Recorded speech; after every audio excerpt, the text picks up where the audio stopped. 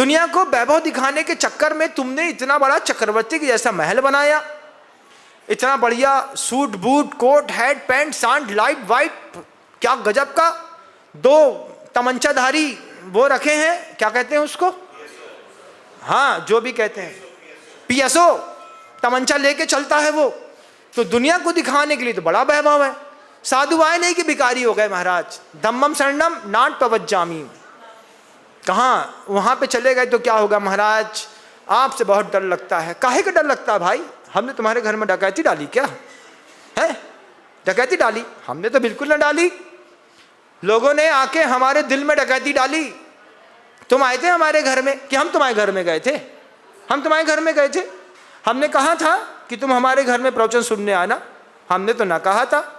तुम्हारी श्रद्धा थी, तुम्ही के दिमाग में हमारी पहले से फील्डिंग फिट थी, तुम्ही को पता था बिना सागर का 1 घंटा प्रवचन न सुने तो दिन बर्बाद है। तुम हमारे घर में आए थे, हम तो अपने घर में शांत बैठे थे। फिर तुम्ही ने कहा था महाराज जैसा आप कहो, फिर हमने कह दिया। पहला आदमी मिला अभी अलवर के मधु जी पवन जी जैन, रास्ते में आए और गुरुदेव वसुनंदी महाराज जी के वो अनन्य भक्तों में शामिल हैं। उन्होंने कहा महाराज जी हमारी अनन्य भक्ति है। हमने कहा आपने भगवान की भक्ति बना के रखना। बोले आपके प्रति भी भक्ति है। तो हमने कहा हमारी भक्ति थोड़ी महंगी है। जैसे हमने कहा हमारी भक्ति थोड़ी महंगी है, तो पवन जी कहते हैं अलवर निवासी हैं, पल्लीवाल समाज के बहुत अच्छे मुखिया भी रहे हैं। उन्होंने कहा हमने कभी गुरु को मना करना नहीं सीखा। हमने कहा 151 कलश आचार्य जी के समाधि केंद्र के लिए वो सिर झुका करके एक ही बात बोलते हैं, मैंने कभी अपने गुरु को मना करना नहीं सीखा है, आपकी हर बात स्वीकार है। और चुपचाप 1,51,00,000 रुपए की राशि मधु जी और पवन जी के द्वारा आचार्य जी के समाधि केंद्र को आ गई। हमने कहा बात समझ में आ रही है ना? बोले महाराज मैंने अपने गुरु को कभी मना करना नहीं सीखा, जिसको वेदी पर बैठाया है उसका हमने पूरा बहुमान हमेशा किया है। आप भी वेदी पर जिसको बैठाएं उसका पूरा बहुमान करें। अलवर निवासी मधु जी पवन जी को भी इस मंच के माध्यम से मैं बहुत अच्छा साधुवाद देता हूं कि गुरु जी के चतुर्मास का एक कलश लेने का भी सौभाग्य प्राप्त किया और आचार्य जी के समाधि केंद्र से उनने भी जुड़ने का सौभाग्य प्राप्त किया है। आप भी अपने दिन में इस बात को ध्यान रखिएगा, जो आपके दिल में आपके सिंहासन पर वेदी पर भगवान बनकर के गुरु बैठे हैं, उन गुरु की हर भावनाओं की पूर्ति करना भी आपका कर्तव्य है।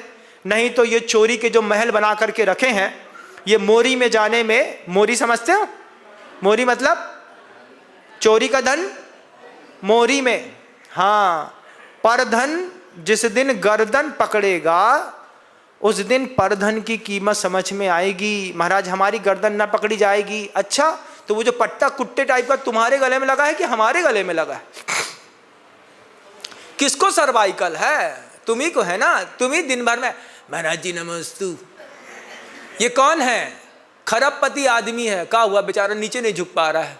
परधन ने गर्दन पकड़ ली, परधन ने खून पकड़ लिया, शुगर है महाराज 450, 3 खंड का 6 खंड का 10 खंड का अधिपति, 450 शुगर है। क्या खा रहा है? रागी की रोटी है महाराज जी, मूंग की दाल के पानी के साथ खाते हैं। दाल ना मिलती, पानी के साथ खाई, और उसमें भी डॉक्टर ने तय कर दिया है कि 1 रोटी से ज़्यादा नहीं खाएंगे, 1 घंटे में खाएंगे, और उसके बाद सिर्फ उबला हुआ पानी पियोगे तो जिंदा रहोगे। परधन पकड़ता है गर्दन, परधन पकड़ता है तुम्हारा खून, ब्लड प्रेशर बढ़ा तुम्हारा, तुम्हारे अंदर डायबिटीज हुई। ये चोरी की कहानी है, ये झूठ की कहानी है। इसका परिष्करण करो। गुरुओं की सन्निधि में आए हो, ये पर्याय मिली है शासन को उन्नत करने में, हम अपने पुण्य का फल लगा सकें। पुण्य का पेड़ है तुम्हारे यहाँ, उसके 4 फल तोड़ करके भगवान के चरणों में भी अर्पित करना और कहना महाराज हमारा जो मकान है, हमारा जो गार्डन है, हमारे यहाँ जो उद्यान है, उसमें ये मीठे फल लगे हैं, ये फल आपके चरणों में समर्पित हैं। जैसे मधु जी पवन जी ने अपना खुद फल चढ़ाया है, आप सब भी अपनी अपनी श्रद्धा के हिसाब से अपने पुण्य को कमाते चलें। मंगल भावनाओं के साथ शब्दों को विराम देता हूँ। गुरुदेव श्री विद्यासागर जी महाराज।